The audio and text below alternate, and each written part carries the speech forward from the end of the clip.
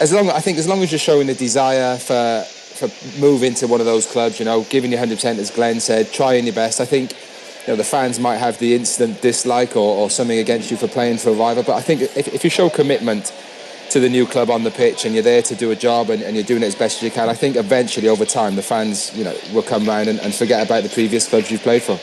Just tactically, Peter, before we let you go, as far as Ronaldo is concerned, through the middle and only through the middle now, or is it? I mean, the options with the front players that Ole Gunnar Solskjaer has are frightening. In many ways, you have to put any of them in a position, do you?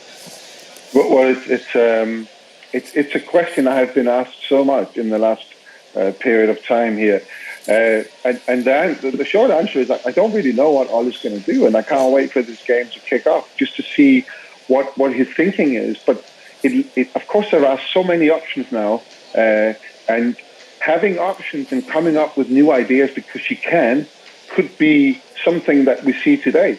I'm really, really looking forward to seeing that lineup and how it's going to play out. But at the end of the day, you leave Cristiano to do what he does best, get the ball, Peter, put it in the net.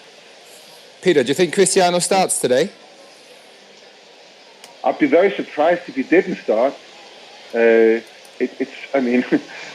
We know he was the first game at Juventus. Allegri didn't start him, and he was so angry. You don't want Cristiano Ronaldo angry. No, you want him not first game. Happy, and he's like that. He will play. He wants to play every game and every minute. He doesn't like to be sat. And as long as you have a player like that who delivers that kind of quality nearly every time he plays and have that kind of mentality, you just leave him do what he does best. I'll be honest with you, James, if he doesn't, it's made the last couple of hours a bit anticlimactic, really. Crikey. and from 3 o'clock as well. I thought I saw Statman Dave cry for a second when I mentioned it. Yeah, tears were coming out. I've put him in my fantasy football team, you see, and he's captain, so if he starts on the bench, I've got some real trouble. My monitor in the studio had the Manchester United team bus arriving, and then it cut off it to a Nemanja Matic interview. So I haven't even seen him get off the bus as yet. Peter, thank you very much for coming on. Good luck with the book. Thank you very much. Take care. See you soon. Have a good day. You too. Thanks, enjoy it. Peter Schmeichel, former Manchester United goalkeeper, live on 5 Live Sport. James Collins, Statman Day. You haven't done a stat for a while. Do you want to do a quick stat? I feel I'm underusing you. We can do a Ronaldo stat. Yeah, just to throw it out there. Cristiano Ronaldo has outscored Manchester United's top scorer in the league every season since he left the club. And of course, incredible stats there. Okay, thank you, James Collins. Stay with us. Glenn Murray alongside Henry Moran at Selhurst Park. The team's coming back out for the second half. Currently goalless there, currently goalless as well in the Scottish Premiership between St Johnstone and Rangers. And the final whistle has gone in the Women's Super League. And it finished West Ham 1, Aston Villa 1, thanks to Remy Allen's equaliser for Villa in the second minute of stoppage time. So it's Ronaldo at 3, Raducanu at 8 here on 5 Live. That's when we'll begin our build-up to the US Open final when she takes on her fellow teenager Leylah Fernandez, part of our team. Gigi Salmon, are you tense? I am, Ralph. I'm excited. I think I'm excited more than tense. How are you on this one? Because I think about this, that I'm immersed in tennis for a lot of the year. Yeah. This is exciting. It's unprecedented. It's quite frankly ridiculous. Someone like yourself, you cover a lot of sports. So where does this sit? Where does this story sit in terms of how does it resonate? And are you excited about it? I'm excited about it. I will watch it. Lovely. Or listen to it. Perhaps. Or listen to it, yes, sorry. Thank you. My word. Yes, I will listen to it. And I was thinking about this because I actually hate the fact that so many things are judged by who might win Sports Personality of the Year, because I know I shouldn't say this, I work for the BBC, but this is going well, isn't it, so far? Not that bothered. But I was thinking,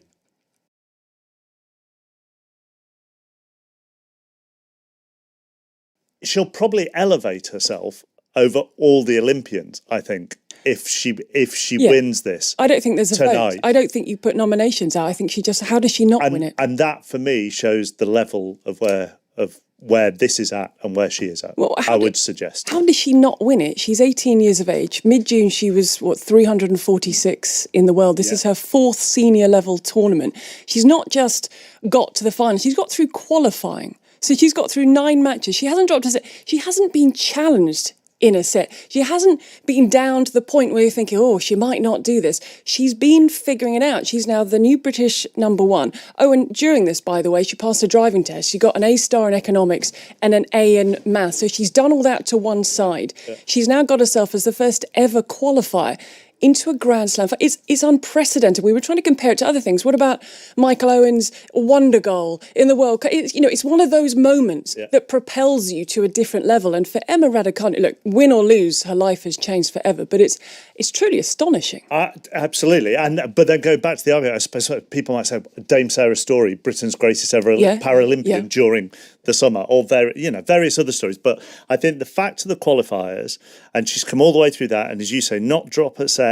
And also, I think, because the psychology of sports people really interests me and what they have to put themselves through, the fact of the whole hoo-ha after Wimbledon and what she went through at Wimbledon, none of which has fazed her on the outside, it would appear, and has just got on with it. I think if you put the whole pitch together, it's the biggest British sports story of the year. It's incredible. Yes. And then people you speak to, whether it's coaches who've worked with her or players, they say she's a sponge. She learns. So she'll have learnt from what happened in the round of 16 where she couldn't come back and finish the match. She was having breathing difficulties.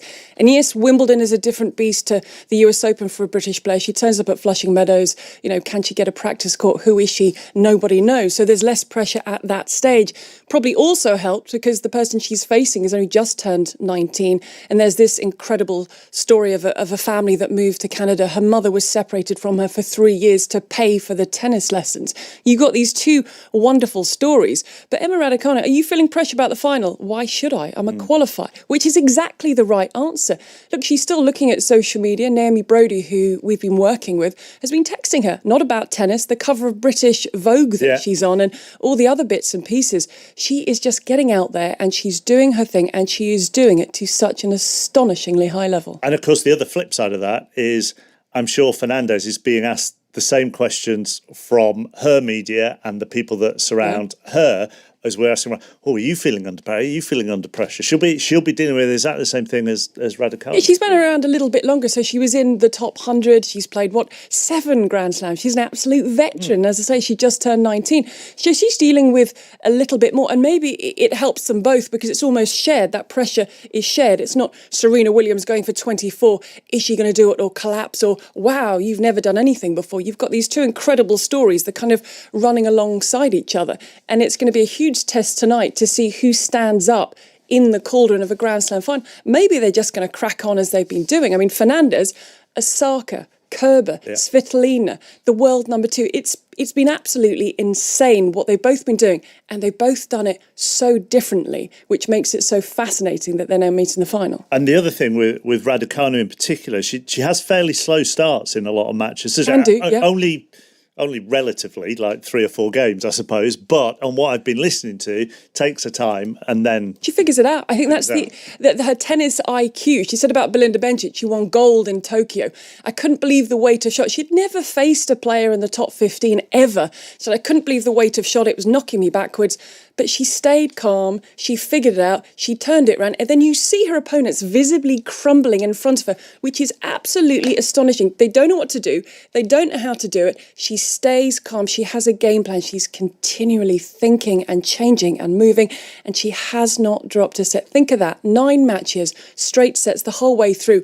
The last person to do that was Serena Williams in 2014. She went on to win the title that year without dropping a set. The fact that I'm even putting that sentence next to Emma Raducanu. Look, it still sounds really crazy even to say Emma Raducanu is contesting a Grand Slam final in her second Grand Slam appearance, but she thoroughly deserves it because the tennis has been at an astonishing level.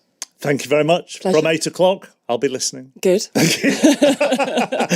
Gigi Salmon and the team on air from 8. Emma Raducanu on court at 9 o'clock. Ronaldo at 3, Raducanu at 8 here on 5 Live. Goal at St Johnstone. Roddy. Yes, O'Halloran at this time, and it was Michael O'Halloran twisted Helander inside the Rangers box. The defender didn't know where he was. He shot high past John McLaughlin, and within seconds of that, Rangers counter-attacked, and Morelos, I can't remember him touching the ball, right in front of goal. The ball driven across by his captain Tavernier, and he didn't touch it again, just skipped past his boot, and that's why it's St Johnstone 1, Rangers 0. Let's go back to Selhurst Park. Is it still Crystal Palace who are pushing, Henry? It is still goalless. 5 minutes into the second half. Another good opportunity for the host. Gallagher and Benteke almost getting in each other's way in the penalty box. The shot eventually came in from Gallagher, the Chelsea loanee. It struck a defender, went behind for a corner.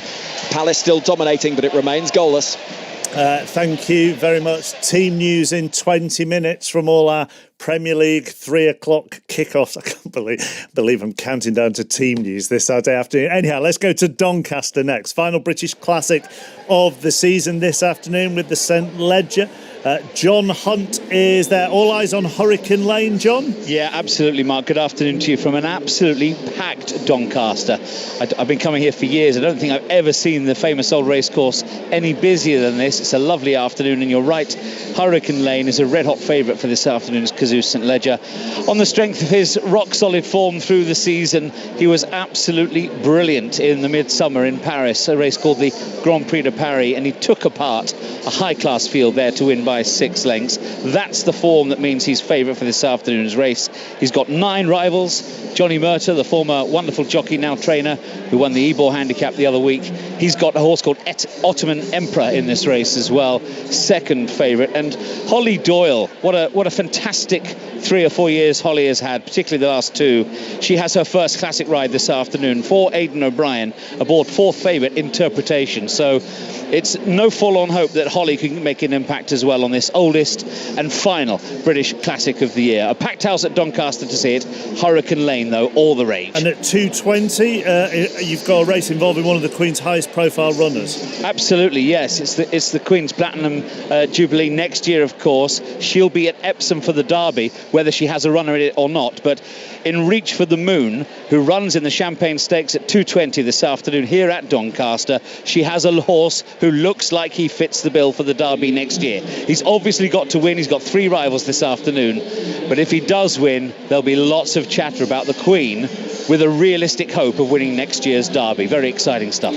Back with John throughout the course of the afternoon, getting a little bit tetchy at Selhurst Park, Henry Moran? It is. There was a little bit of controversy, if you like, when Lucas Moura went down. Crystal Palace played on, they broke forward, and then a coming together between Tanganga and Wilfred Zaha, and eventually both booked. But at one stage, Glenn Murray, we had 20 of the 22 all bundled together on the far side of the ground. Yes, we did, and we've just seen a replay there of Tanganga, and it was a terrible he almost clotheslined him. If anything, Zaha was away from him. I think the frustration stemmed from Crystal Palace not putting the ball out of play and carrying on with an attack which looked really dangerous, and there was no way Tanganga was letting Wilfred Zaha past him there. Eventually it leads to a Palace free kick in a dangerous position. Jonathan Moss, who's let this game flow, getting those yellow cards out for the first time, remains goalless. Thank you very much, Henry. Later this afternoon we've got the Italian Grand Prix sprint qualifying session between 3:30 and 4. You'll be able to hear that on 5 Live Sports Extra. We can join our commentary team of Jack Nicholls, Jolyon Palmer and Jenny Gow. Thanks very much. Yes, it should be a good afternoon at the Temple of Speed. 18 laps in Monza. Qualifying took place last night, so we know how the grid lines up, but there are just 3 points between Max Verstappen, who leads the championship, and Lewis Hamilton, both of them trying to get the title this season. Jack Nicholls, Jolyon Palmer, as you say. Jack, this should be a great ding-dong, shouldn't it, between the two of them? Yeah, so this is the sprint race qualifying format that we saw for the first time at Silverstone. It's basically going to be a 25-minute race that decides the grid for tomorrow's Grand Prix. It's only the second time we'll have seen it in Formula One history. Bottas starts at the front after his great qualifying yesterday, and then you've got Hamilton and Verstappen. And the question is, how hard are they going to go at it in preparation for getting a grid slot ahead of the Grand Prix tomorrow? Because the other weird part is that Valtteri Bottas has had to change his engine, so he will be starting at the back of the Grand Prix tomorrow. So whatever happens, it's Verstappen and Hamilton at the front, but in what order, and how important is that order, and how many risks can Verstappen and Hamilton take today? Yeah, Jolyon, risk versus reward.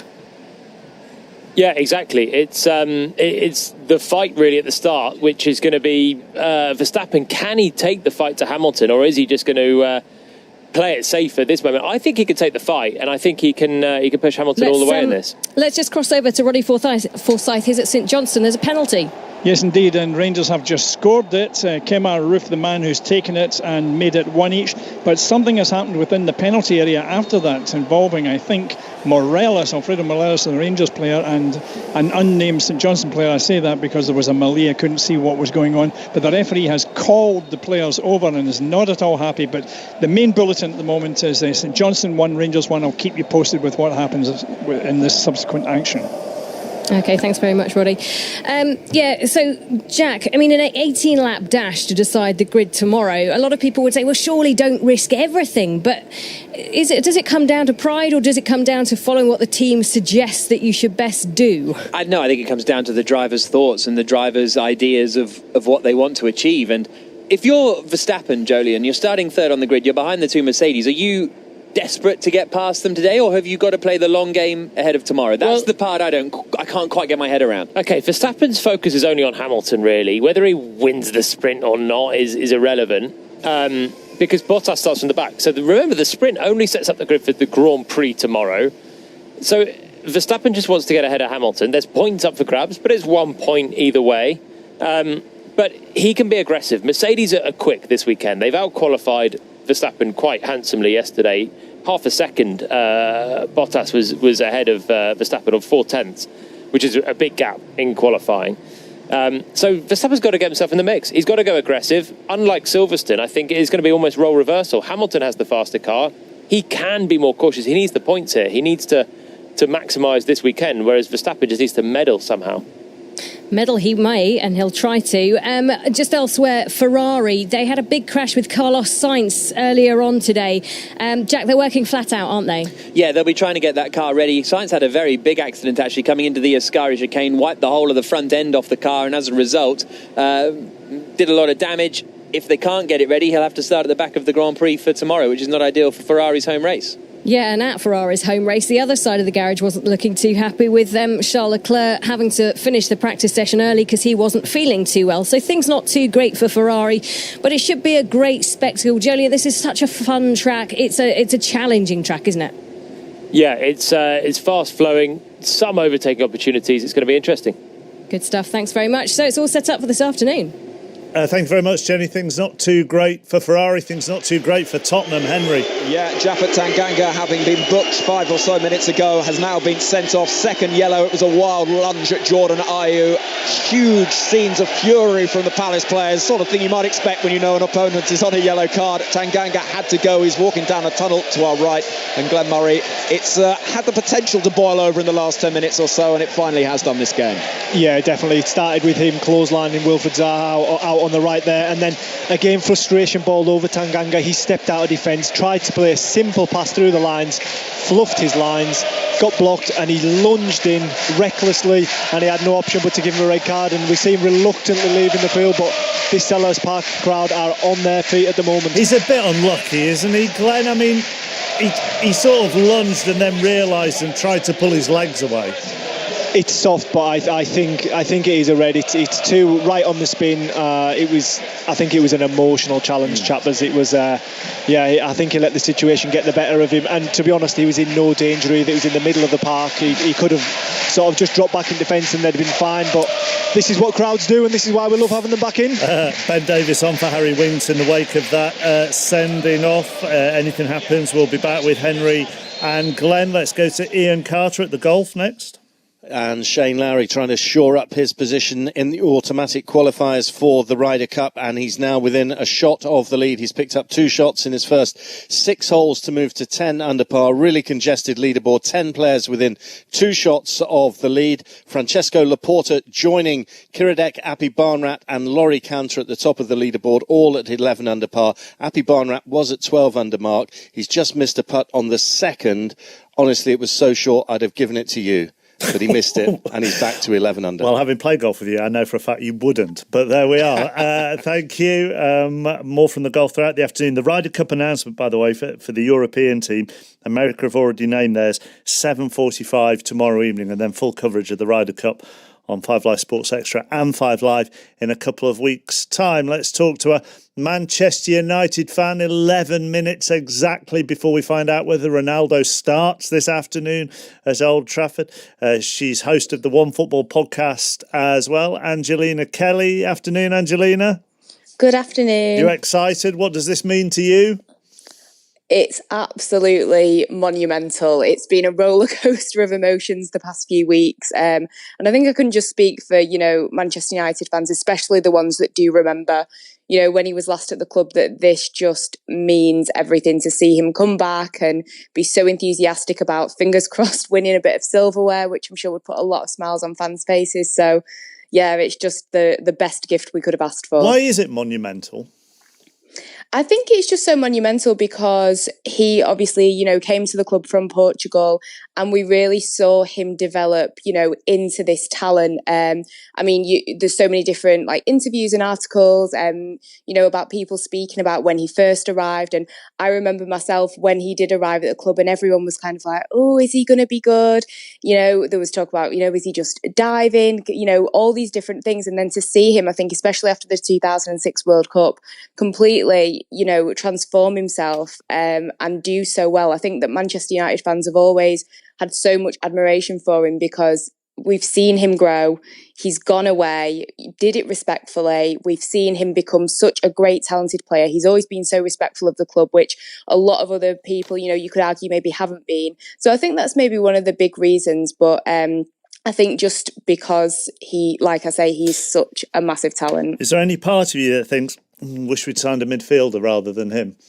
You know what? I'll be honest. Looking at the midfield sometimes, I think a little part of me maybe wishes that. I guess in the long term, we can maybe celebrate for the next season or 2 or 3 having Ronaldo. But I guess long term, maybe we will be looking back and thinking maybe we should have sorted out that leaky defence and we could have been in with a shot for the title. But I think for morale at Manchester United, obviously there's been issues on and off the pitch, especially over the last few years. So I think also another reason why it is so monumental is it's a massive morale boost for fans. All right, enjoy the afternoon, Angelina. Thank you.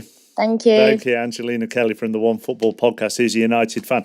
Let's talk to a man who might be trying to keep Ronaldo out if Steve Bruce sticks with him in goal, and that's Freddie Woodman. Only made his Premier League debut a few weeks ago. He's conceded 8 in 3, but that isn't dampening his spirits, nor the fact that he's talking to Ian. Yeah, I've enjoyed every minute of it, funny enough. I know that we haven't got the results that we would have wanted and, haven't got the points that we'd have liked. But, on a personal note, being able to make my Premier League debut for this football club has been massive. And it's something that, I'll remember for the rest of my life. Because what was it like at the start of the season? There was a lot of talk that you might move away.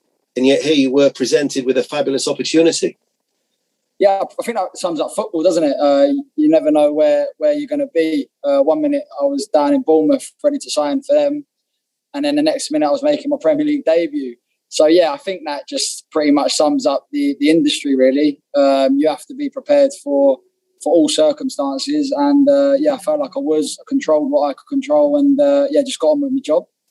As a commentator, I'll be honest with you, this weekend feels more of an occasion. The fact that there's all the hype about Cristiano Ronaldo.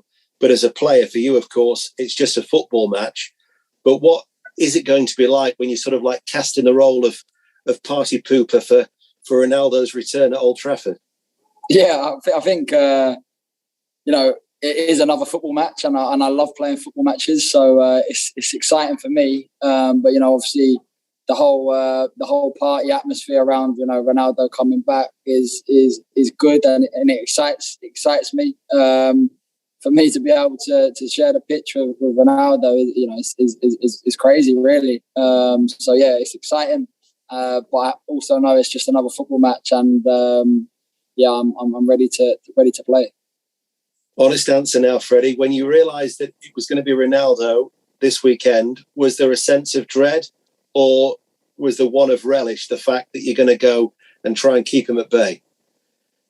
Do you know what? It was more a fact of going to play Manchester United. I feel, I don't want to do Ronaldo a disservice, but, Manchester United, since I've been a kid, has been a massive, massive football club. and to be able to walk out Old Trafford and hopefully play will be huge for me on a personal note. And I remember the great Manchester United teams. I watched Man United a lot when I was younger, and also the stadiums. The stadium's incredible, isn't it? And I also think it's important to realise, for our fans as well, because there is a rivalry between Manchester United and Newcastle. I know that the fans, when I'm out in the city, tell me about that. It might not be as big as Sunderland, but it's still there. It's still an important match for our fans. And I was looking, you were born in 97, which makes me feel very, very old. But Ronaldo at that point had just moved to Sporting Lisbon at the age of 12. When you see what he's achieved, from a fellow player's point of view, is there something that you can always learn from Ronaldo, the fact that he's got that desire and that determination? Yeah, I think he's... Personally, I think he's a role model on and off the football pitch. I follow him on Instagram, and like you said, I do learn off him. I see him as probably one of the most influential people of my generation for sure. And his ability to play, as long as he's played, and the records that he's set is quite incredible, isn't it? So yeah, I think he's a role model on and off the pitch for sure for any young player and person. And from your point of view, Freddie, I know it's only 3 games into your Premier League career, which, funnily enough, the West Ham debut was your 100th league appearance, I think I'm right in saying. So you're starting to build that experience as a goalkeeper. But what's the one thing that you've probably learnt so far from those opening 3 games in the top flight? VAR will bite you in the arse. No, I'm only joking. No, I've learned a lot. It's a harsh league, the Premier League, and you get punished. The quality is so high. So yeah, I feel like I'm learning and developing every game. I'm getting better every game, which is nice. And I just want to keep building and hopefully just putting in good performances. And just as a curious one to finish off with, do you sit and watch Match the Day on a night after you've played that weekend? My mum's banned it, My mum's banned it because we went home after. I went home after the West Ham game, and we were sitting in the living room with my mum and my dad, and my dad puts the highlights on of the game, and I was like, Dad, I've conceded 4, I don't really want to relive it like this tonight. So my mum was like, no, I'm putting a band on all highlights after the game. There's nothing. We'll stick a movie on. So that was quite funny. So no, I haven't watched Match of the Day, to be fair. Don't blame him. He's a good lad, isn't he, Ian? He's terrific. When we were doing that, he said, normally his dad is Andy, he's the manager of Bromley, normally phones me at 3:00. And the reason that his dad didn't phone him at 3:00 that day is that after we spoke to him, he was doing one for Premier League Productions, and they said to him, Freddie, we've just got a few technical problems here with the camera. And Freddie went, all right, okay. And then lo and behold, they were doing it from Bromley, and his dad then started speaking to Freddie. But he's a real character. He's a chip off the old block. And the fact that he's just looking forward to playing here at Old Trafford, nothing to do with Ronaldo.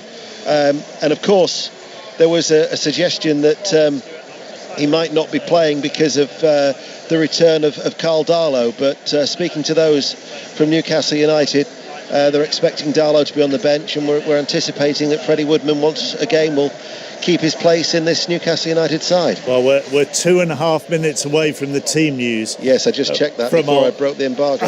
I know, because and you're not allowed to say anything yet. We've got to wait until 2:00. Just one more on Woodman. Chris Waterloo is alongside Ian. I mean, just in that short interview, he sounds like the kind of character that Newcastle want. Yes, definitely, and they need him today. It's going to be backs against the wall today.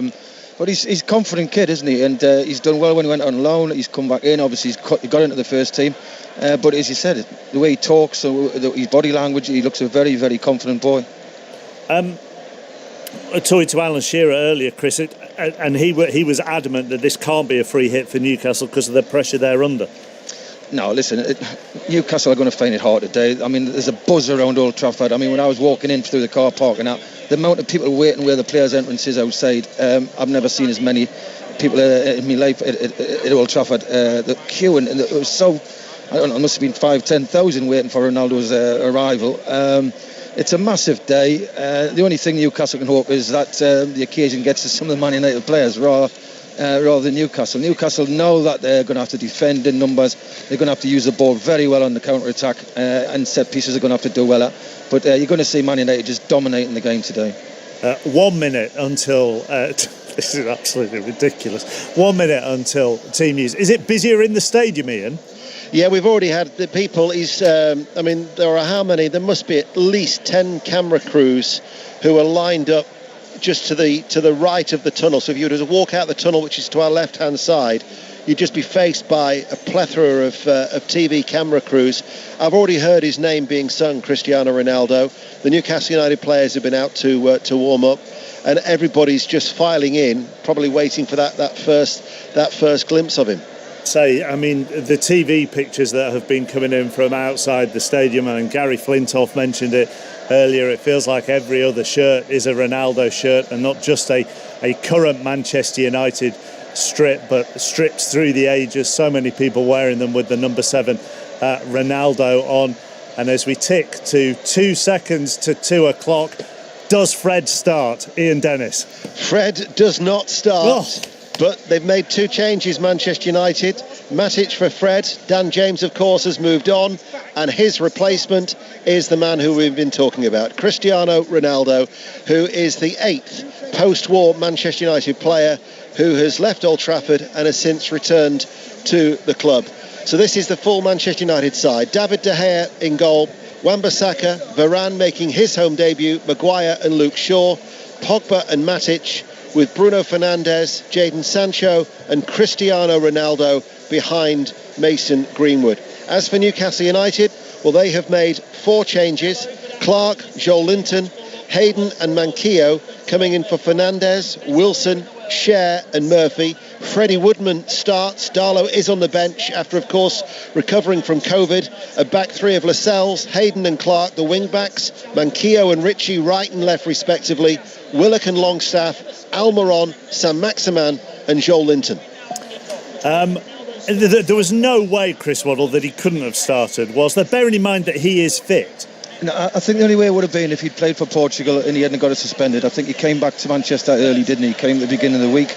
He's trained all week with the club, so obviously Ole Gunnar Solskjaer saw him on the training ground. Obviously he looks in good shape. So that's helped him, I think, being suspended for Portugal. So he's come back, he's had a full week's training.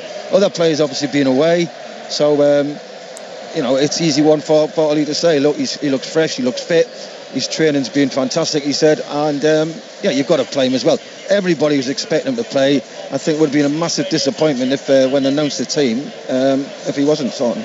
Do you think, James Collins, who's with us, and Statman Dave is with us as well, do you think, James, that if he hadn't have started, it would have been a ridiculous distraction for, say, the hour, 65, 70 minutes before he came on? I must say, chappers, before we get into that, I've never seen a man who deals with stats for a living get so excited about a team news. Statman properly celebrated the team news. It's been a full 3 or 4 hours since I made that fantasy football decision. I'm thinking about Ali Bruce Ball. Think about how Ali can deal with you sometimes. He gets a bit excited, a bit excessive. So I've just made that captain choice. I've made that transfer. I have been sweating, but he's back. And obviously the last time that he played against Newcastle United at Old Trafford, scored his first and only hat-trick for Manchester United. Right, OK, back to you, James, then. Do you think it would have been a distraction? Obviously the hype of Cristiano coming back is huge. As Chris has said in commentary there, he had to start, this game. It's a perfect opportunity. He's fit. He's in great shape. And like you say, a player of that stature, what he's going to do for that football club, he had to start. The buzz, the whole lift he's going to bring that football club, and it would have been a silly decision not to start him. Let's put it that way. Let's go back to Selhurst Park. There is a penalty. Henry Moran. There is. The cross came in from the right-hand side. Crystal Palace have the penalty. It struck the arm of the defender Davis, who's come on as a substitute. Initially, Jonathan Moss did not point at the spot. His assistant on this near side waved that flag. The jubilation for Palace supporters. Wilfried Zaha prepares to take the penalty. Fans stand behind the goal. Hugo Lloris all in orange in front of him. Here comes Zaha and scores. Crystal Palace lead richly deserved. They have been dominating this game, and they have got their reward with 15 minutes left. Glenn Murray alongside me. It has been a stellar performance from Palace, and Wilfried Zaha gives them the lead. 100%. It's been when, not if, Crystal Palace scoring. They have pushed and they have knocked on the door all second half. I mean, Spurs have sleepwalked through the game. That's the best way I can describe this. Spurs 10 after Tanguy got sent off, but thoroughly deserved goal from Crystal Palace and looking towards their first win of the season.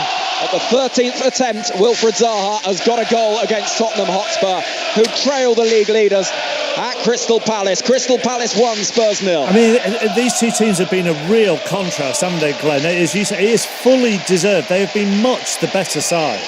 They have completely ran over the Spurs side. They look jet lagged. They've got nothing. They've really missed Son's energy. Moore has tried to inject energy, doing his mazy dribbles, but he's not seemed to have anyone to bounce off. And it's just been, like I said earlier, it's been a matter of when Crystal Palace get the goal, not if. And like I say, thoroughly deserved. I mean, Crystal Palace, this tells the story. Crystal Palace have had 14 shots at goal and Spurs have had 1. So that tells the story in itself. It does. Palace then lead Tottenham by a goal to nil in the Scottish Premiership. About 15 minutes to go there, maybe a little less still. St Johnstone 1, Rangers 1. Earlier in the Women's Super League, West Ham 1, Aston Villa 1 is how it finished. Teams will be coming out to warm up shortly at Old Trafford. This is our base from 3 o'clock. Ronaldo starts for the home side. Other 3 o'clock games: Leicester against Manchester City, Arsenal, Norwich, Watford, Wolves, Southampton against West Ham. Could be a really cracking game at Brentford. Brighton are the visitors there. That should be a really good game of football. Brentford against Brighton. The 5:30 today, Chelsea against Aston Villa. And it will be our usual goal service. You'll get the goals as they go in with Ian Dennis and Chris Waddle. And we will go back to St Johnstone because there's been another goal. Have the champions turned it round? Roddy Forsyth. They have indeed. Their captain, James Tavernier, 25 yards outside the outside goal, struck a right-footed dipping shot that went over Zander Clark's head into the net. Rangers have come from behind to take the lead. There are 10 minutes to go. They've found Tayside very tricky this season. Remember, they lost to Dundee United in their first away game. They were losing this game, but now they're in front. Wonder goal from James Tavernier. Thank you very much, Roddy. St Johnstone 1, Rangers 2. Chris Waddle alongside Ian Dennis at Old Trafford. I thought it was interesting, actually. On breakfast, you were talking about the effect that Kevin Keegan had on you as a young player at Newcastle when he signed for Newcastle in the early 80s. Yeah, obviously I'd come from non-league and we were just basically, got to say, an average team at the time. We were halfway up the league. A lot of Geordie boys in the team at the time, and all of a sudden we went away pre-season, came back. We'd heard rumours that Kevin had signed. We came back and he was there. And I've got to say, there was me and probably 4 or 5 other local lads who were obviously young. We did feel the effect of it at first. We, it was sort of like 20,000. Went up to 36,000. Every away game was sold out. It was hard to take, and I remember the manager saying, Arthur Cox was my manager, and he's saying, look, get on the train, we're on a journey here, don't miss it. And it took, I've got to say, it took me a good 7, 8, maybe 10 games before I actually could settle down and realise, who I was playing with. Chris, Ian, for the moment, thank you very much. I have to say, on the pictures that are coming in here, if you are a kid that's gone to Old Trafford without a cardboard sign saying, Ronaldo, can I have your shirt, please, then you're going to be very, very much in the minority this afternoon. Let's get some team news from the other 3 o'clock kickoffs. This is a huge game at the Emirates. Arsenal against Norwich. John Akers. Yeah, the big story of the day, really, Mark. I like to think here down at the Emirates, who will finish bottom of the table. Big pressure on Mikel Arteta, and he's made 6 changes from the team that lost at City. He's dropped his goalkeeper, Bernd Leno. In comes Aaron Ramsdale, of course, signed from Sheffield United. Gabriel, Maitland-Niles, Tomoyasu, the Japanese who makes his debut, Pepe and Lokonga are the players in. Out go Leno, Kolasinac, Holding, Xhaka, Smith Rowe and Suarez. And Norwich make 4 from the team that lost against Leicester. In come Roop, Solis, Omo Bamidele. Out go Gibson, Gilmore, Rashika, Cantwell and Dowell. That's your team news from the big game of the day down here. Thank you very much, John. Could be an interesting game at Vicarage Road. Could be a real gauge, this one, of where both teams are at. Maz Faruqi. Yeah, confirmation coming overnight, Mark, that Chile's Francisco Silorata can start for Watford today after his country waived his 5-day ban. But there are 2 changes to the side which lost to Watford a fortnight ago. Germany and Gekia and Danny Rose come in. Moussa Sissoko makes his first start at Vicarage Road since signing from Tottenham. Raul Jimenez had already been cleared by Mexico to start up front for Wolves this afternoon earlier on Friday, and they are unchanged Wolves. Bruno Lage is sticking with the same 11 who lost to Manchester United a fortnight ago and who have yet to pick up a point this season. Leicester against Manchester City next. Will Perry. Both Edison and Jesus start for the visitors after that potential 5-day FIFA ban was dropped. Scott Carson is on the bench with Zach Steffen testing positive for COVID. Manchester City unchanged from the 5-0 win over Arsenal. A new trend for Pep, isn't it? Having done the same against Norwich last time out. Kevin De Bruyne amongst the City subs after an ankle injury, as is Phil Foden. He's fit again after a foot problem. Leicester, they've had their injury issues, but good news on that front. Yannick Vestergaard's knee is good to go. He starts replacing Daniel Amati at centre-back. One of 3 changes from the Norwich win, with Ryan Bertrand making his Leicester Premier League debut. He's in for Luke Thomas at left-back. Timothy Castagna gets the nod over Ricardo Pereira on the right side of defence. And summer signing Ademola Lookman is on the bench, as is Johnny Evans. He's got over a foot injury. Iosi Perez is suspended. Thank you very much, Will. Palace still a goal up on Tottenham. St Johnstone 1, Rangers 2 in the Scottish Premiership. Back to the team news in the Premier League. Jonathan Overend. And I'm at Southampton at West Ham. Good afternoon, Mark. West Ham hoping to maintain their unbeaten start to the season, of course, and it's a familiar team selection for David Moyes because it's the same one for the 4th match in a row. That includes Premier League Player of the Month Miguel Antonio, who scored and assisted in every game so far. Zuma, Vlasic and Kral are all on the bench, hoping for debuts. Southampton are still looking for their first win in the league. They bring new signing Romain Perraud back in at left-back. Livramento continues at right-back, so that means Kyle Walker-Peters has to get used to the bench once again. Nathan Redmond is back in the starting 11. He comes in for Shea Adams.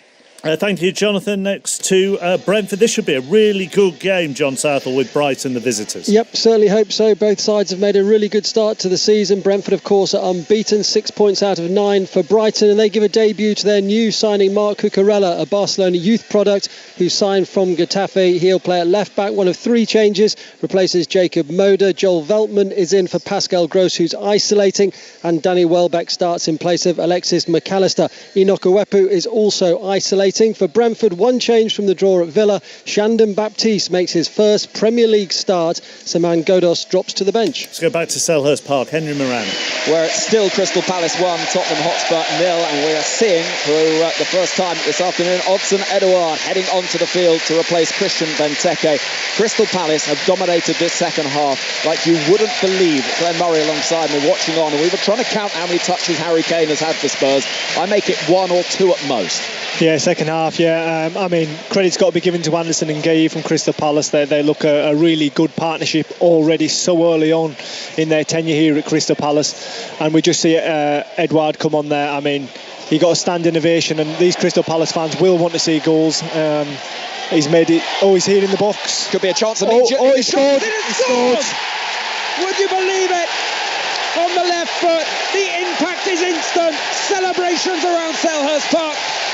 It's Crystal Palace 2, Spurs 0, and the ball in from Zaha, put into the corner of the net. Pandemonium around Selhurst Park. It's Palace 2, Spurs 0. What a way to make your Selhurst Park debut. These fans will love this man already. He's been on the field, 15 seconds? And finds the bottom corner, exactly what they've been missing all this game, and he's just come on and done it.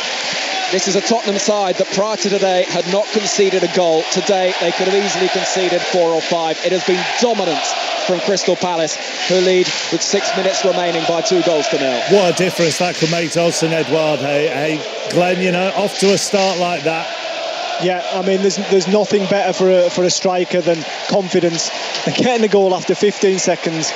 How better could you be made to feel at home like he just has been? I mean, and this gives him a real platform. I mean, I must say Christian Benteke wasn't at his best this afternoon, and I've been waiting for Edouard to come on. I thought he would have been on a lot earlier, but I mean, it was a stroke of genius to bring him on at that moment from Vieira, and I expect big things from him now. He's got his feet under the table here, and he's nice and comfortable at Selhurst Park. Okay, thank you very much, Ian Dennis and Chris Waddle at Old Trafford. The players coming out for a warm-up very shortly. James Collins and Statman Dave both with us as well. I know we touched on this, Ian, a couple of times, but it is interesting how these World Cup qualifiers have affected Premier League teams in different ways. I know FIFA said that players could play last night, but they made that late on. So it'll be interesting to know how teams have planned for this week, whether they've planned for those South American players to play or not. Yes. Tottenham fans will say they're being affected by the players that travelled and did play. Yeah. Far from ideal. I mean, Steve Bruce regarding Almiron knew yesterday morning that he'd been cleared by the Paraguayans, and I think it was clear when Wolves had their press conference that they'd got the permission from the Mexican Federation regarding Raul Jimenez. But the Brazilians, I think it was about 1 o'clock in the morning when the news broke that there'd been a resolution that had been reached allowing them to play. But, I mean, not ideal at all for the clubs. I mean, obviously, for Rafinha, Leeds United, and the Brazilians at Liverpool, they're playing tomorrow, a little bit more time to adjust. But for Gabriel Jesus and Edison and Pep Guardiola, not ideal ahead of the build-up for that game at Leicester City. And, of course, looking ahead as well, Thiago Silva and Fred will be able to play in the Champions League for their respective games in Europe during the week, because they were in danger, of course, of missing those matches in the Champions League because of the 5-day rule. And more encouragingly as well, Mark, it looks like they're going to try and find a compromise so it doesn't happen again in October. But not ideal for Tottenham this afternoon either, Chris Waddle. No, it's not. I mean, it's do you stop the games? Do you cancel the games and put them back? But then they'll say they've got a backlog. To me, you should be. If you can travel and play, you should be able to come back and play. If you can't, you should stay. It's simple as that. If they say if you go to a certain part of the world and you come back, you might have days. No, well, you see, you don't go, and it's up to the other team then to sort it out. It's a farce, to be honest. It is James Collins, isn't it? I mean, you can't plan one way or the other, really. And no, look, Crystal Palace have been brilliant this afternoon. They have, but Tottenham fans will have every right to go, well, hang on a minute, we've got 3 of our players in quarantine at the moment. Yeah, it's a nightmare. Like Chris said, it's been a bit of a shambles, to be honest. You know, especially for a manager coming in who all managers I work for are very particular, know their team early on in the week. You know, you're constantly in contact with your international players. You know, it must have been a nightmare for all managers involved. You know, all players who have gone through this. But like you say, you just got to try and prepare as best as you can. Either way, I know it hasn't been ideal, but bit of an old cliche. They're all professionals and they're ready to get on with whichever way it is.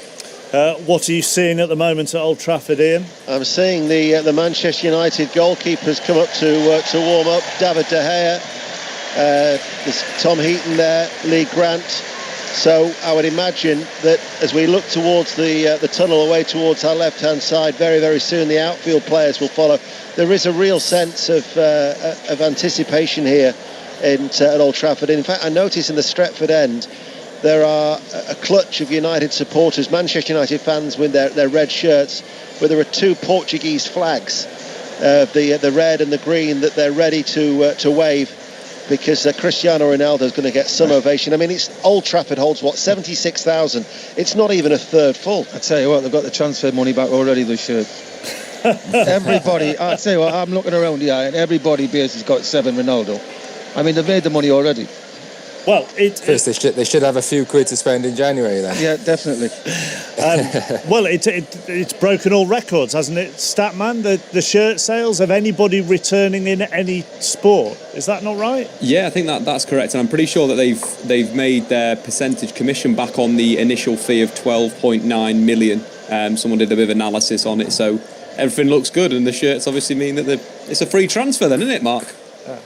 Yeah. Wait, there's about a minute left at Palace before they go into stoppage time, and it's still Crystal Palace 2, Tottenham 0. Rangers are still 2-1 up at St Johnstone.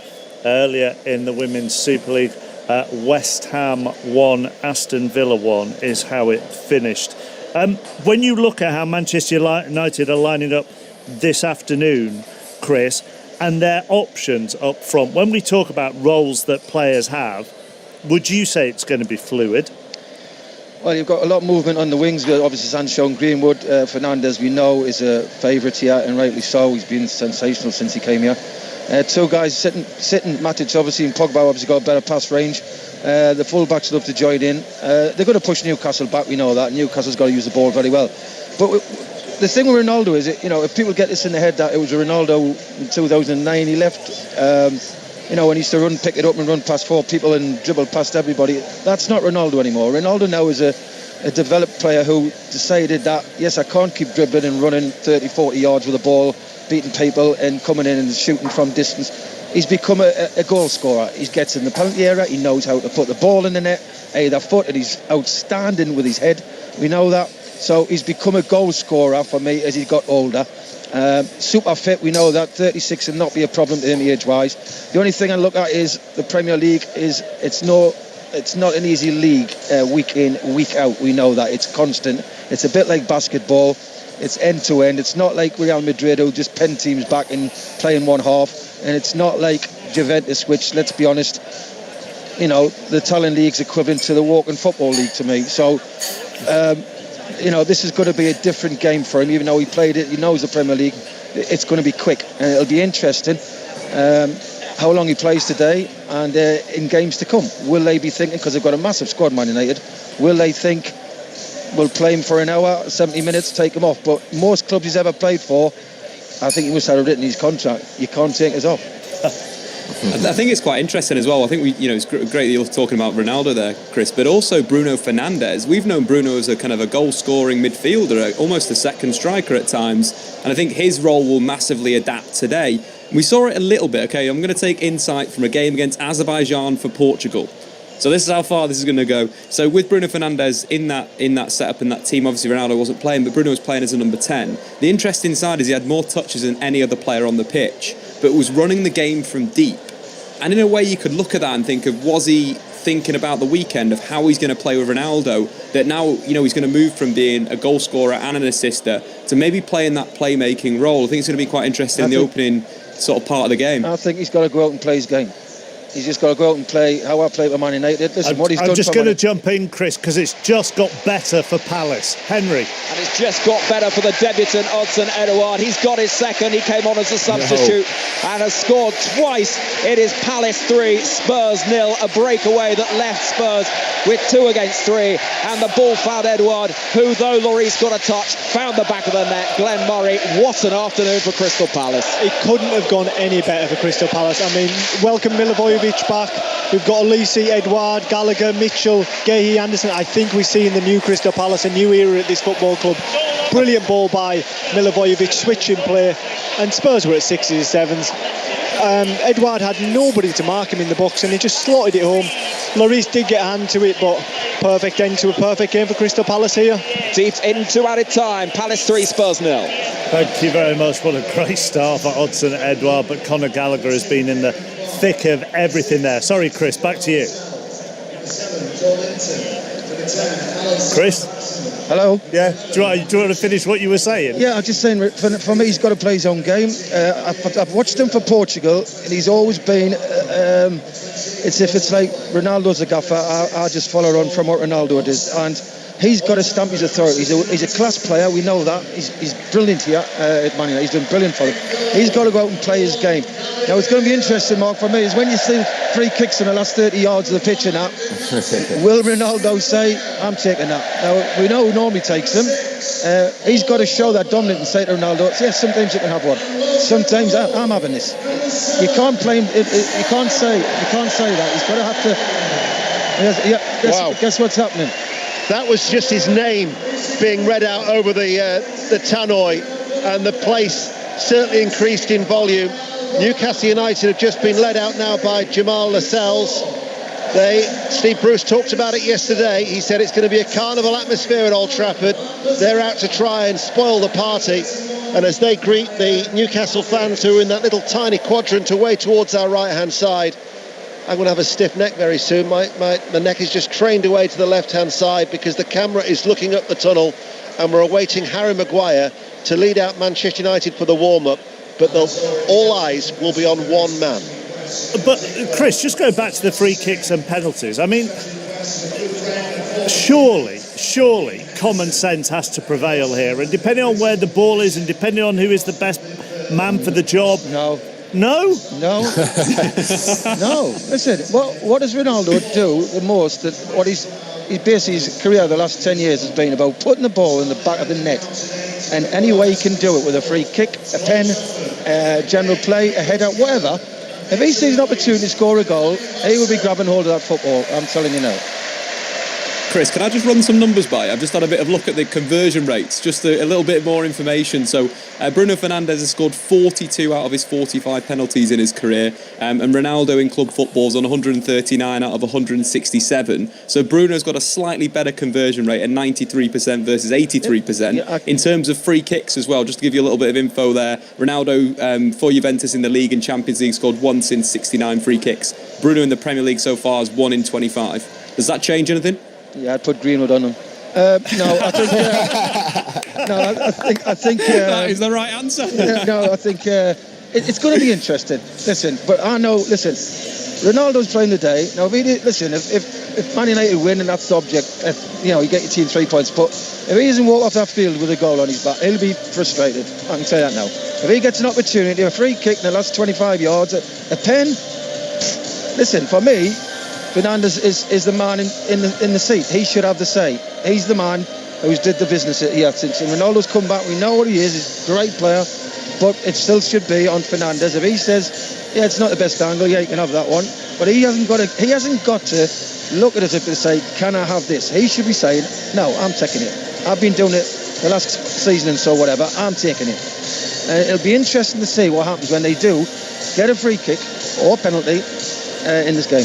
Do you think it makes a difference that he is managed by someone who was a former teammate and therefore was senior to him as a teammate when he started at United, and that his second father figure is still at the club? Who? I think he's the key. Do you? Yeah, I do. I think Sir Alex is the key. Ollie will obviously say the right things to him. He's saying lovely things about him, the way he trains and everything. Ultimate professional and all that, which is great.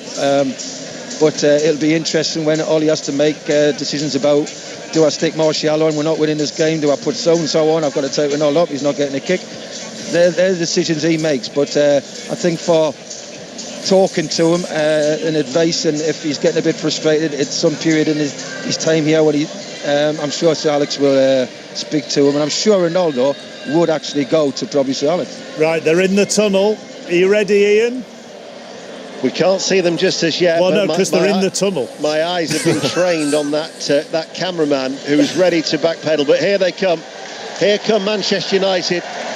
And this is the ovation for the players. But also they'll be trying to pick out Cristiano Ronaldo. And the decibel levels, without a doubt, certainly increased. At the minute, he hasn't acknowledged the crowd. But Ronaldo mania here at Old Trafford as he runs out towards the Sir Alex Ferguson stand, and now he acknowledges the crowd. His hands aloft and then the thumbs up. That was a special ovation for him, Chris. And again, it's not even half full. No, he's come to this side now where we are. He's actually waving at you, Dano, look. He's just started to play with the ball now. He's shown his skills off and he looks totally relaxed. He really looks like he's enjoying the moment, and that's the key.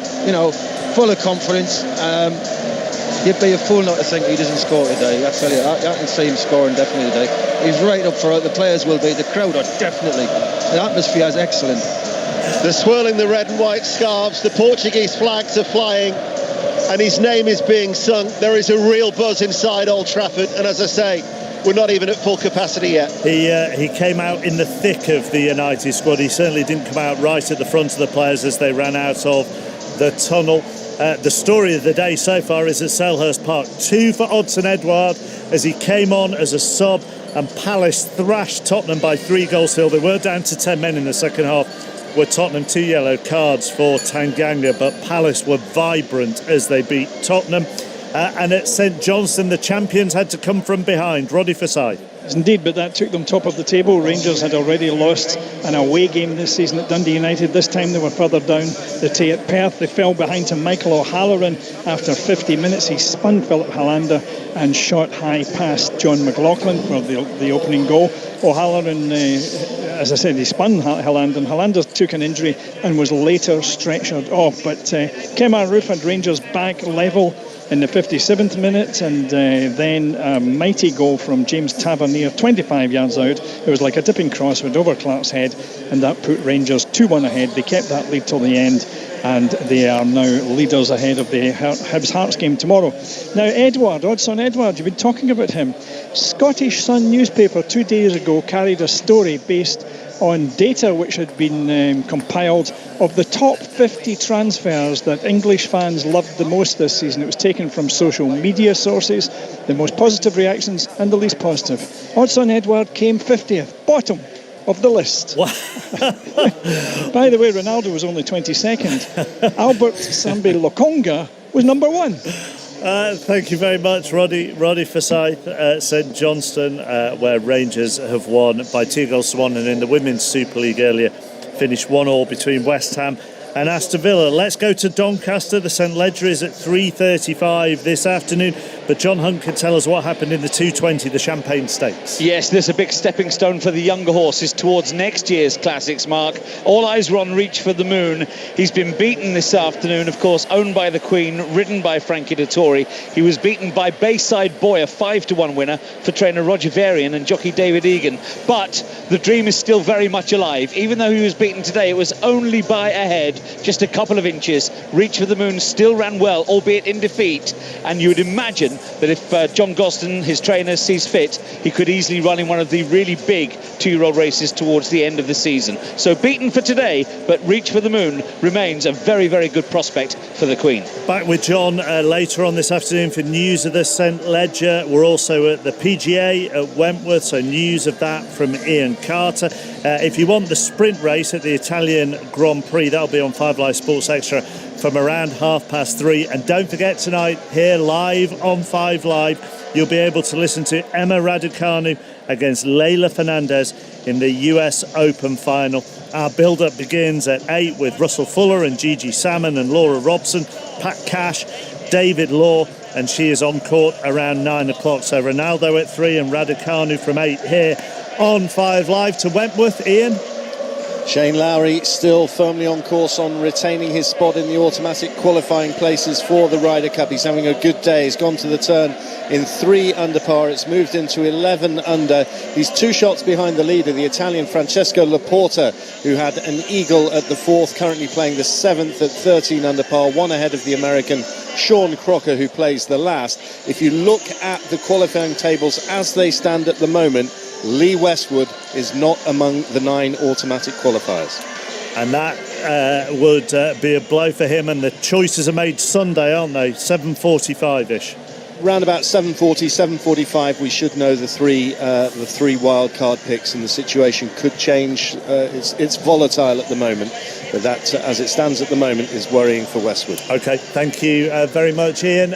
James Collins, thank you for being with us this afternoon. If Ronaldo scores a header, I'll be thinking of your anecdote from earlier of the ball going 15 feet over your head and him still winning it. The thing is, chap, there's nothing would surprise you any least if he does score today. That's the beauty of the man. Absolutely. Good to have you with us, James. Thank you.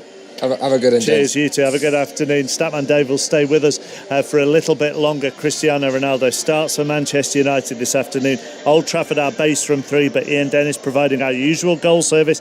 Wherever the goals go in, you will hear them first with him. We'll go around all our Premier League 3 o'clocks.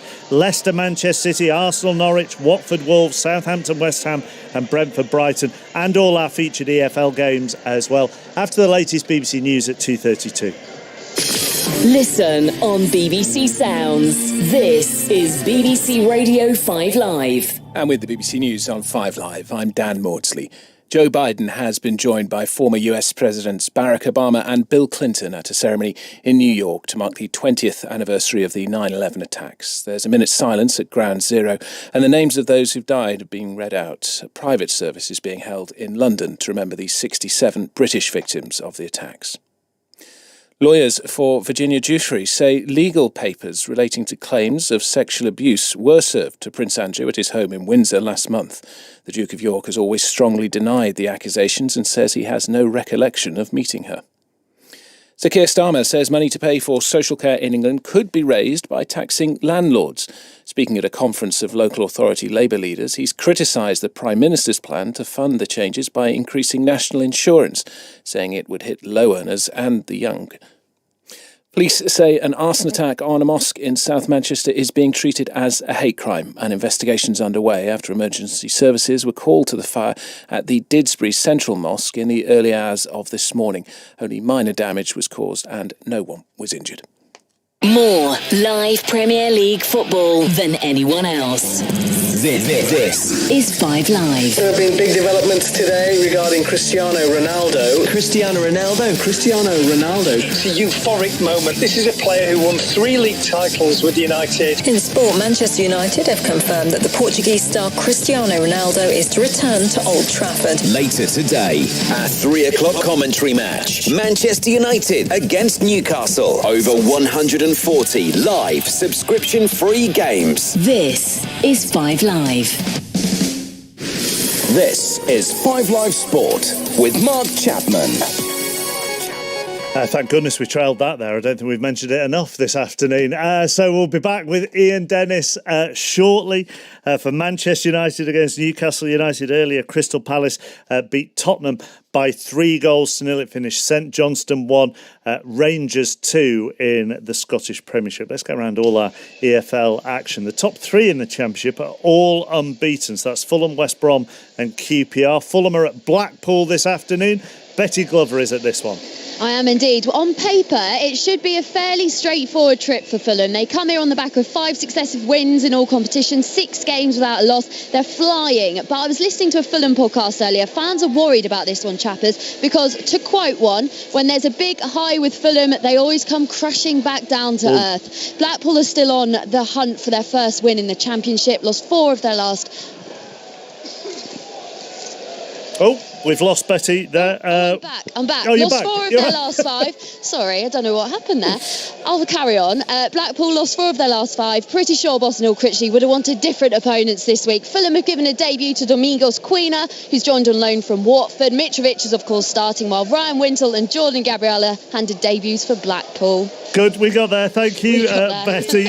We'll go to the Hawthorns next. West Brom have won their last 4 in the Championship. Millwall are their visitors. Tom Gale. New Albion manager Valerian Ismail pretty much picking up where he left off last season with Barnsley, Mark, and their run to the playoffs. And as Alex Mowat told Aaron Paul in the 5 Live EFL podcast, as well as results, he's brought the same intense training routine to the Midlands, plus set play work on the morning of a match. The Telegraph reporting today they were offered Ross Barkley on a loan deadline day deal. There's huge fan optimism of an immediate Premier League return. Some pre-season were hyping a Millwall promotion push. Just 1 league win so far for Gary Rowett, and their last victory here 20 years ago. OK, let's go to Reading next. We heard from Mark Warburton earlier on 5 Live Sport. What a job he is doing at QPR, who were unbeaten this season. Aaron Paul at the Medeski. They are, but it really hasn't been the best of starts for Reading, Mark. They've conceded the most goals in the top 4 divisions of English football. Manager Veljko Paunovic has called upon the fans to bring the atmosphere. There's not much atmosphere here at the moment. The ground only a quarter full, but the Reading manager was also hamstrung with a part transfer embargo this summer. He's able to welcome Baba Rahman into his 11 for his debut. He's joined on loan from Chelsea, as well as Alan Halilovic, who makes his full debut. QPR, they brought striker Andre Gray in on deadline day. He joined on loan from Watford. He starts off the bench as Mark Warburton keeps the same side that are, as you say, unbeaten in the Championship and that beat Coventry City a fortnight ago. Next are 2 clubs looking to get back into the Premier League after a spell away. Stoke are in 5th, Huddersfield are in 4th. Juliet Ferrington. Yep, and Huddersfield, Mark, warming up looking like pink fluorescent pens at the moment in their bright tops and green shorts here at the Bet365. Identical records, these two, so it should be a really good contest. 3 wins, a draw and a defeat in the Championship. Both teams obviously wanted to keep that momentum going, and the only team to have beaten both Huddersfield and Stoke City this season in the Championship is Fulham. And Stoke make changes from that defeat to Fulham last time out. 2 changes. Sawyers gets his first start. Surridge comes in as well. Joe Allen and Stephen Fletcher, they dropped to the bench. Allen, of course, was on international duty with Wales. And Huddersfield make 3 changes from their win against Reading. That was last time out. Sarr for Colwell in defence. Holmes replaces Samani up front. Ward has a bit of a hip problem. So Fraser Campbell gets a start this afternoon. No doubt where the game of the day is in League One. Top 2 meeting at the Stadium of Light. Andy Sixsmith. Yeah, the top 2 tangling on Wearside Shepherds, and I had to check this stat. It's that surprising. Amazingly, this is the first time Sunderland have topped League One since they were relegated 3 years ago, and they deserve it as well after an awesome August that saw Lee Johnson win Manager of the Month. He's picked one half of the Bayern boys signed on deadline day. Torben Hoffmann, on loan from Munich, makes a debut in goal. Second place Accrington have never beaten Sunderland, but John Coleman, as ever, in fine form, saying managing Stanley is like you've been framed. 4 wins from 6, enough to raise a smile this season, but both defeats on the road is no laughing matter. Last season's top scorer Dion Charles starts today, and forget Cristiano Ronaldo. On Wearside, it's all about one man, top scorer and Scotsman Ross Stewart, the wonderfully nicknamed Loch Ness Drogba. Brilliant. Thank you very much. Back to the Scottish Premiership. Rangers winning earlier at St Johnstone. Celtic this afternoon at home to Ross County. Leanne Crichton. Yeah, thanks very much. Celtic looking to bounce back after their Old Firm defeat last time out, but they'll need to do so without their star man Kyogo Furuhashi. He drops out of the side due to injury and will be replaced by Albion Ayeti. In other team news, it's debuts for new signings Jota and Cameron Carter-Vickers. Ross County make 3 changes from their last outing. Randall, Kincola and Iacoviti are replaced by Baldwin, Burrows and Samuel. Notably, County are still searching for their first win of the new campaign and will have it all to do if they're to achieve that here at Celtic Park today. We can go around all our Premier League 3 o'clocks now. We'll start with 2 of the bottom 3 meeting at the Emirates. John Akers. Well, one of the worst things for Arsenal fans at the moment is that some may be surprised by their start, but few are shocked. Pointless and goalless their start to the season. Supporters I've met outside are banding the term must win about, and it's only early September. It could well be for head coach Mikel Arteta.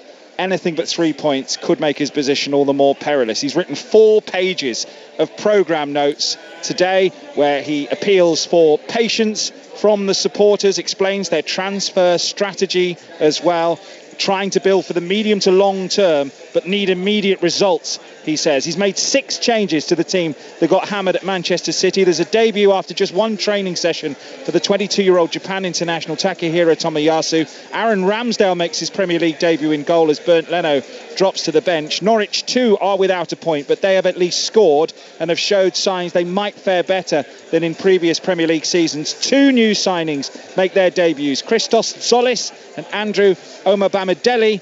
I've got 4 debuts then here, Mark, today. Surely that outdoes the one big one at Old Trafford. It's not too late to switch the commentary, you know. I'm ready. I'm on standby.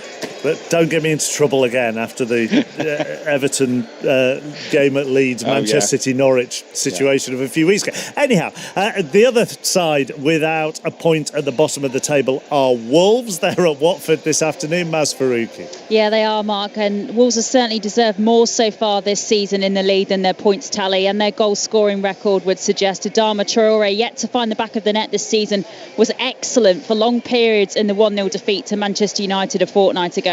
And he is part of an unchanged 11 for Wolves, with Mexico having cleared Raul Jimenez to play earlier on Friday. Watford's only points of the season, their only league win so far, came here on the opening day. They make 2 changes to the team which lost at Tottenham. Jeremy Nkakia and Danny Rose come in for Adam Messina and Craig Cathcart. Musa Sissoko starts for the first time at Vicarage Road. Francisco Cialauta starts too after Chile agreed to waive his ban on playing overnight. So we've dealt with the pointless teams. Let's deal with West Ham next, in second, unbeaten, and they're at Southampton this afternoon. Jonathan Overend. Yes, and they could go top, of course, after after Tottenham's defeat earlier today. Terrific start to the season for them, reflected in their team selection because they're unchanged for the fourth match in a row at the start of the season. The same 11 players, and that of course includes Miguel Antonio, who is Premier League Player of the Month for August. He's scored and assisted in all 3 games so far. He's the league's leading scorer with 4. Now, nobody has ever scored and assisted in 4 consecutive Premier League matches, so we'll watch out for that. West Ham have also scored at least twice in each of their first 3 games this season. The last time they did so in their opening 4 was back in 1929, so that's another thing to look out for. And we'll also keep an eye on their substitutes, because 3 new signings, Zuma, Vlasic and Král, are all on the bench today hoping for debuts. Now, Southampton are still looking for their first win in the league. Perraud is back at left back, Livramento continues at right back, and Redmond is in for Adams in their one other change. Thank you very much, Jonathan. A win and 2 draws for Brentford so far this season. They're at home to Brighton. John Southall at this one. Yes, looking forward to this one, Mark. In the West London sunshine, 2 progressive managers who both learnt their trade in Scandinavia, both have similar philosophies, so should be pleasing on the eye this. But just to chuck in one caveat, both are built on obdurate back lines, so I'm not promising you a goal fest this afternoon. Brighton with 6 points from 9 give a debut to Marc Cucurella, Barcelona youth product. He's in for Jacob Moder. Joel Veltman and Danny Welbeck also return for Gross, who's isolating, and McAllister. Brentford, as you say, have adapted really impressively to life in the Premier League, unbeaten after their opening 3 games. 1 change from the draw at Villa. Shandon Baptiste makes his first Premier League start in place of Saman Ghoddos. I didn't even bring it up this week. You did. No, well, I'm just thinking after the glut of goals that I have had so far this season, you know, it can't last forever. It just can't. No. What game did you do on Wednesday? That's right. No, I did Northern Ireland. You pick up on the games, don't you? That are 0-0. Joel Southall then at that game. We are also at Leicester against Manchester City. Just got a few technical problems there at the moment, but we are at the King Power Stadium for that game. The 5:30 is Chelsea against Aston Villa. We are there. We'll be there later on. And in the early game, Crystal Palace 3, Tottenham 0. 2 goals for Odsonne Edouard. And Tanganga was sent off for Tottenham for 2 yellow cards, not far off into the second half with about half an hour to go in that game. So we are 15 minutes away now from our base at 3 o'clock, Manchester United against Newcastle United. Sir Alex Ferguson is going to bring on 18-year-old Cristiano Ronaldo, wearing 7, David Beckham's old shirt. It's good for me, not just for now, for the present, but the future.